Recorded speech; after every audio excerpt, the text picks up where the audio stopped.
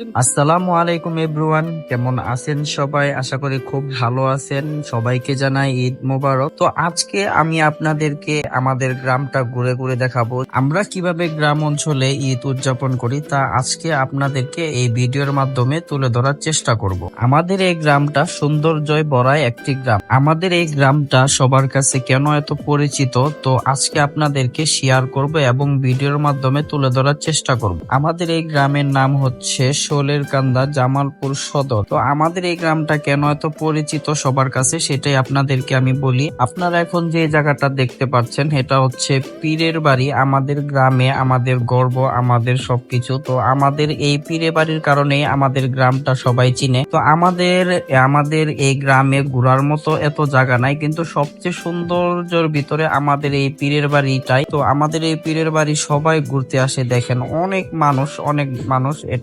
এখানে ঘুরতে আসে। তো আমি ভিতরে যাই নাই, এখান থেকে বাহির থেকে আপনাদেরকে একটু দেখানোর চেষ্টা করলাম। অনেক মানুষ, তো আমরা দুপুরবেলা গেছি তার জন্য এত মানুষ ছিল না। তো বিকালবেলা এই রাস্তা দিয়ে একদম বাইক নিয়ে ঢুকাই যাবে না, এত মানুষ থাকে। আর ভিতরে তো একদমই ভিতরে অনেক একটা বড় দিঘি আছে, দিঘির ভিতরে অনেক বড় বড় মাছ আছে। তো এখানে আমাদের গ্রামের সৌন্দর্য এবং মজা হচ্ছে যে এই যে দেখেন অটো নিয়ে ঘোরা, অটোর ভিতরে পোলাপানে বক্স সেট করা, এই যে মেলার মতো করে বেলুন, তারপর হচ্ছে ফুচকা, এই সেই আর কি। এভাবে আমাদের ঈদ গুলো কেটে যায়। তো গ্রামের আমরা এভাবে ঈদ উদযাপন করি। আর আমাদের এই যে গ্রামের রাস্তা দেখেন, এই যে গ্রামের রাস্তাটা কত সুন্দর। ছোট ছোট জিনিস আপনাদেরকে তুলে ধরলাম। আজকে আমার মনটা খুবই খারাপ, আব্বুর কথা খুবই মনে হচ্ছে, তার জন্য বের হতে চাই নাই। তারপর তরিকুল আমাকে ডাক দিয়ে নিয়ে বললো যে ভাই একটু চলো ঘুরে আসি, মন ভালো লাগবে।